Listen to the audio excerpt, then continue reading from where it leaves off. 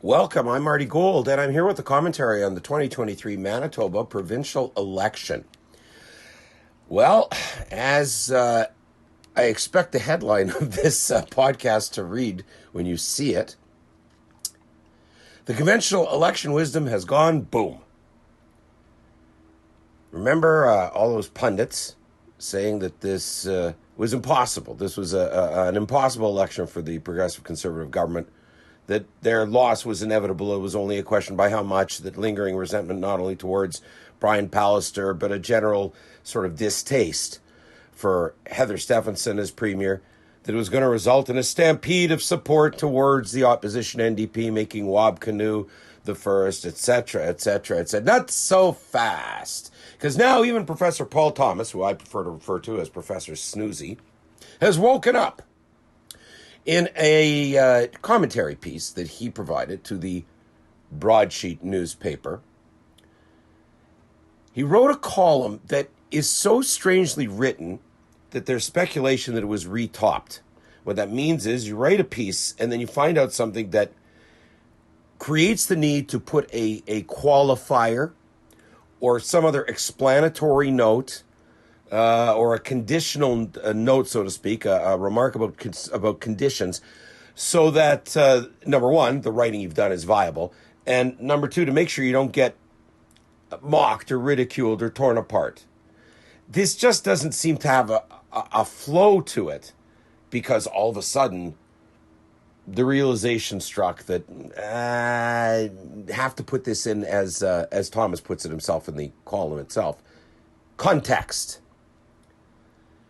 As he put it, based on a June public opinion poll, which showed Manitoba's two main parties in a dead heat, the pundits, including yours truly, wrote Professor Paul Thomas, have revised earlier forecasts that absent some kind of blunder, the NDP was heading to victory in the October election. Now the conventional wisdom is this will be a, quote, competitive election. Oh, that conventional wisdom.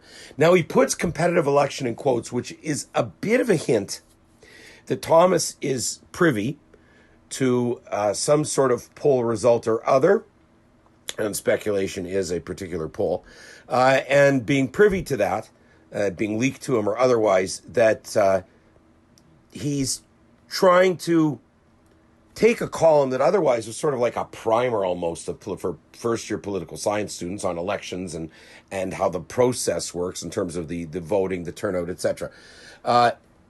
What do we mean, he says, to try to explain this further, when an election is competitive, and how do we measure the degree of competitiveness?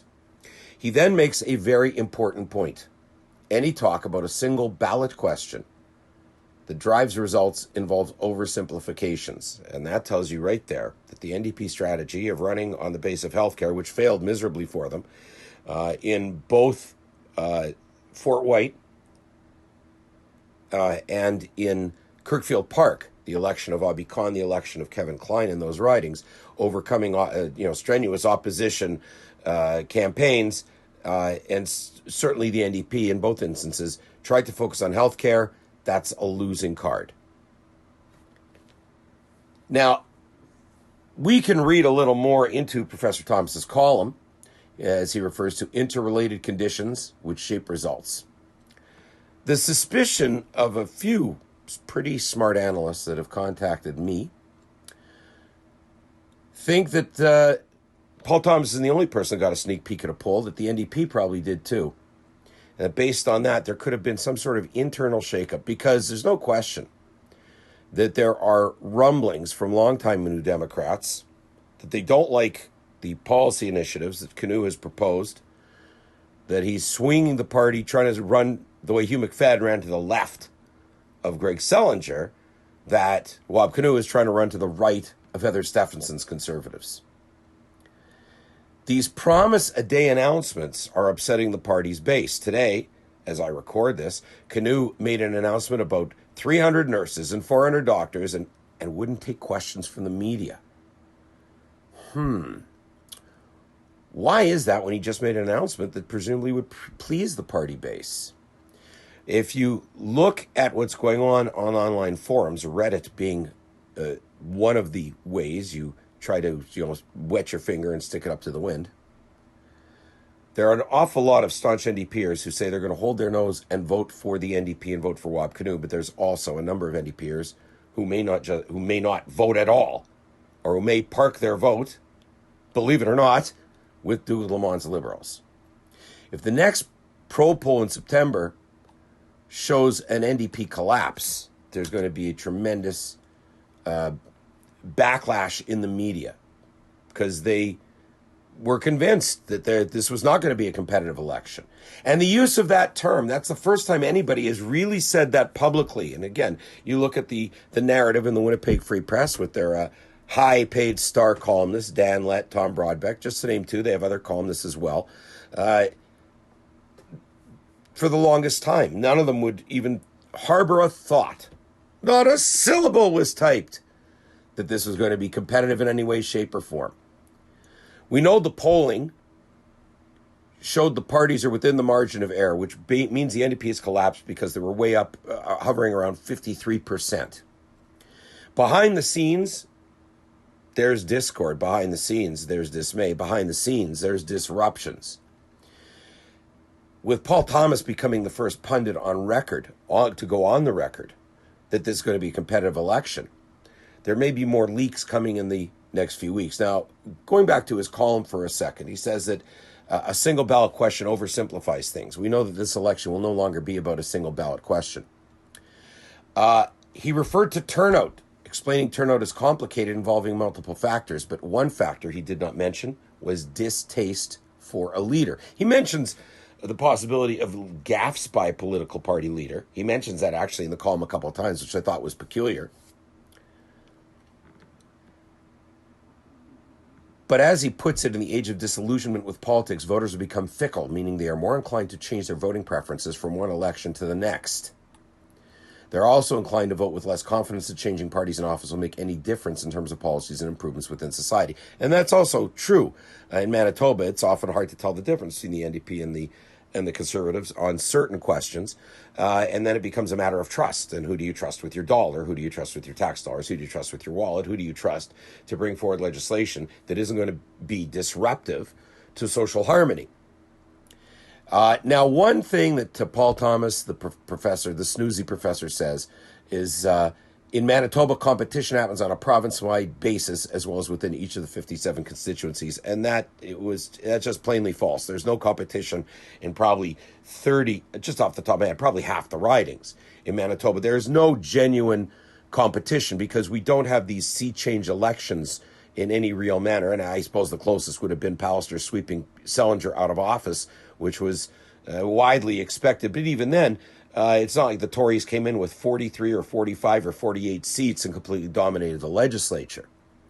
But the fact is there are many seats that are not competitive, and every seat that becomes competitive takes away resources from the party holding that seat.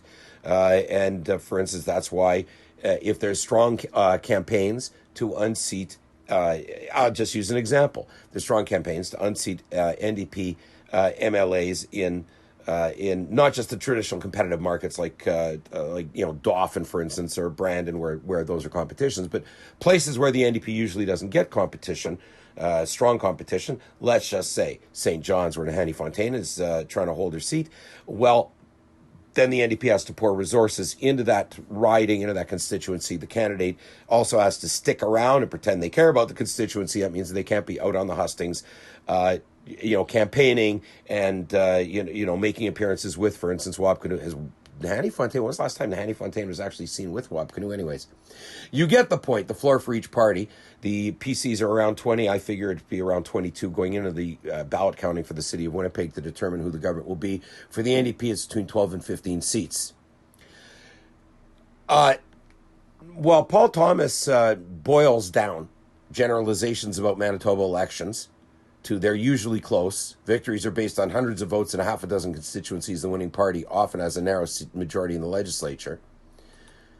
That's a strange generalization in some respects because it's been quite a while since a winning party's had a narrow majority. So you see he's trying to, cover his bets and look like he's smarter than perhaps he is by making a comment like that. There has not been, the way this one is sizing up to be a horse race, that is not the most common outcome in Manitoba. Matter of fact, the last time Now I'm scraping the barrel of my memory. When was the last time that there was a close, really close seating arrangement in the Manitoba legislature? Even when Gary Doer was elected by beating Gary Filmon, the NDP had a pretty healthy margin over the necessary 29 seats.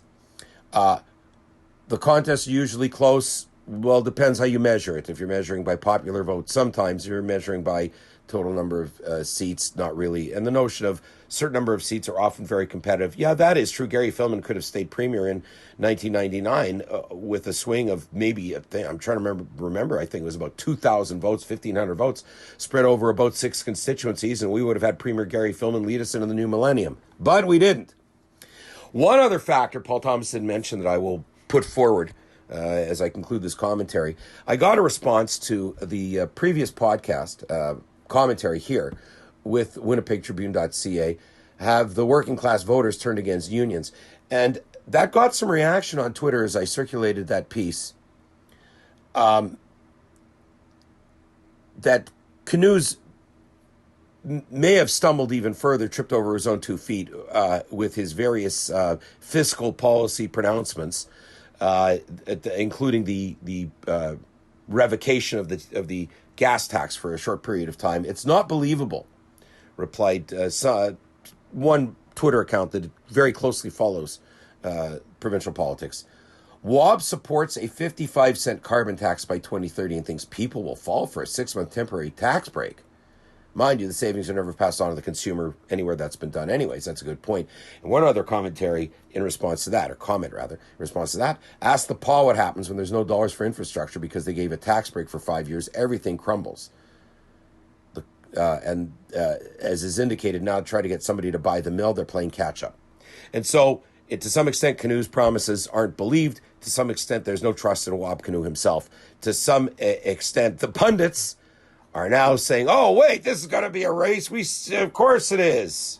Very reluctantly being, horses being drawn to the well, but you can't make them drink. It looks like Paul Thomas and maybe some of the other commentators around Winnipeg, around Manitoba, are starting to drink from the pool of reality. I've been swilling from it for a while here and was at the forefront of saying this was far from a foregone conclusion as the NDP started to slip in the polls. And I will continue to keep an eye on the polls, keep an eye on the policy pronouncements, on the promises, on the mood of the electorate, bringing you news, information, analysis, and opinion. Coming up soon, more commentaries here with winnipegtribune.ca.